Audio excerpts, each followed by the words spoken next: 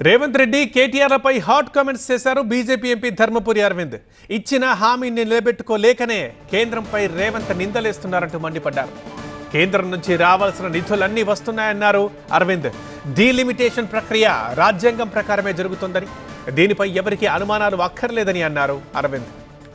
ధర్మపురి అరవింద్ ఇంకా ఏమన్నారు senior correspondent Vidyasagar explain చేస్తారు. విద్యాసాగర్,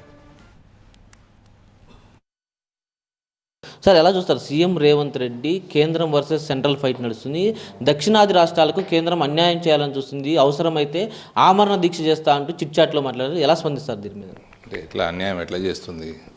అంతగానం ఆమరణ దీక్ష ఎందుకు ముందే సన్నగా ఉంటాడు రేవంత్? దేనికోసం ఎట్లా అన్యాయం చేస్తుంది?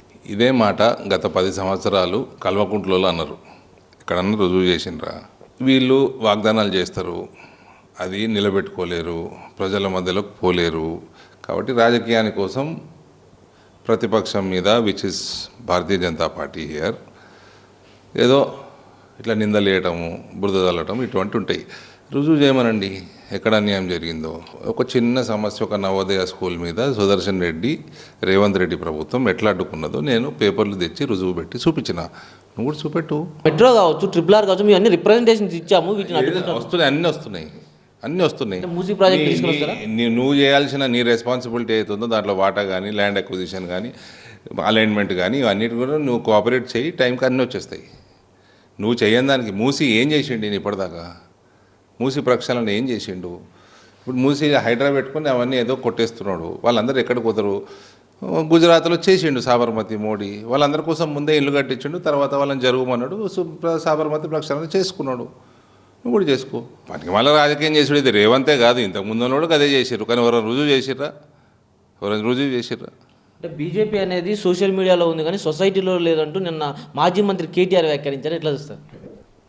ఎమ్మెల్సీలు క్యాండిడేట్లు పెట్టేది ఉండే, నీ చెల్లెని పెట్టేది ఉండే, మళ్ళీ నువ్వు నిలబడేది ఉండే, తెలుస్తుండే. దౌడ పనులు రాలుతుండే, రాలినాయి కదా ఇప్పుడు. దౌడ పనులు రాలుతున్నాయని ముందే క్యాండిడేట్లు పెట్టుకోకుండా జాగ్రత్త పడ్డారు. ఇక ఇటువంటి వాడు మాట్లాడితే కూడా రియాక్ట్ కావాలి. నాన్నయ్య ఎలక్షన్ నిలబడినోడు కూడా మాట్లాడతాడా? మెట్పల్లిలో పాలిష్ చేయనందుకు, పచ్చి పసుపు తెచ్చేందుకు అక్కడ కొంచెం రేటు తక్కువ ఉంటుంది, నిజామాబాద్లో ఎక్కువ ఉంటుంది, దానికంటే ఎక్కువ సాంగ్లీలో ఉంటుంది. కానీ ఇవన్నీ టీఆర్ఎస్ వాళ్ళు మాట్లాడితే, కాంగ్రెస్ వాళ్ళు మాట్లాడితే ఎట్లండి? కాంగ్రెస్ వాడు 12,000 కొంటాడు కదా, మరి ఎటువంటి పసుపు అయినా 12,000 కొంటాడు. కొను, ఎందుకు కొంటలేవు? 100% అధిక భారతీయ జనతా పార్టీ సరిగ్గా పనిచేసుకుంటే ఈ రాష్ట్రంలో అధికారం రావడం పెద్ద పనియే కాదు. ఇంకా రాష్ట్ర అధ్యక్షుడు ఎంపిక కూడా ఎదురు చూస్తున్న వేళ కొంత ఏమన్నా కేడర్లో నిరుత్సాహం ఏమైనా ఉందా? కొత్త అధ్యక్షుడు ఎప్పుడు వస్తారని ఎదురు? అట్లేం లేదండి, అది ప్రక్రియ, అది కొనసాగుతుంది, చేసి అయ్యే టైంలో అవుతుంది. డీలిమిటేషన్ మీద ఏంటి బీజేపీ స్టాండ్ ఏంటి? సీట్లు నిజంగానే తగ్గే ఛాన్స్ ఉందా? డీలిమిటేషను ప్రక్రియ అన్నది రాజ్యాంగ పరంగా టైం టు టైం చేయాలి. ఎప్పుడైనా మేజర్గా రాజ్యాంగ అమెండ్మెంట్ చేస్తే లోక్సభ 2/3 మెజారిటీ ఆమోదం చేసుకోవాలా, 50% రాష్ట్రాలు కూడా ఆమోదం చేసుకోవాలి. ఇప్పుడు ఉత్తరప్రదేశ్ జనాభా ప్రకారం అక్కడ లోక్సభ సీట్లు ఉన్నాయి, ఇప్పుడు ఉన్నాయి కదా 80. ఎవరు చేసిర్రా 80? బీజేపీ వేయలేదే. ఎందుకు చేసిరు మరి? 10 పెట్టనుంటారు మరి. ఆడ కాంగ్రెస్ వాళ్ళు చేసిరు కదా. అది దానికి ఒక ప్రక్రియ ఉంటుంది, రాజ్యాంగం బట్టి దేశం నడుస్తుంది. రాహుల్ గాంధీ రాజ్యాంగం పట్టుకొని నడుచుడు కాదు. ఏదైనా అమెండ్మెంట్, పెద్ద అమెండ్మెంట్ అయినప్పుడు, కాన్స్టిట్యూషనల్ అమెండ్మెంట్ అయినప్పుడు ఈ రాష్ట్రాలన్నిటికీ కూడా ఓటు హక్కు ఉంటుంది. సగం రాష్ట్రాల పైన ఒప్పుకోవాలి. ఉత్తరప్రదేశ్కి ఒక్కోటే ఉంటుంది, సిక్కింకి ఒకటే ఉంటుంది, త్రిపురకు ఒకటే ఒకటి ఉంటుంది, ఆంధ్ర, తెలంగాణ, తమిళనాడు కూడా ఒకటే ఉంటుంది. మరి ఉత్తరప్రదేశ్ వాడు నాకు 80 సీట్లు ఉన్నాయి, నా ఓట్లు ఎక్కువ ఉండాలి అంటలేడు కదా.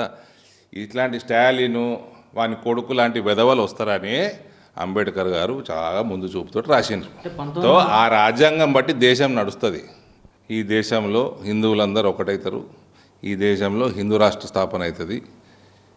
భారతీయ జనతా పార్టీ రాను ఇప్పుడే కాదు, రానున్న 20-30 సంవత్సరాలు కూడా బీజేపీ ఉంటుంది. తెలంగాణ కూడా బీజేపీ ఉడ్చుకోబోతుంది.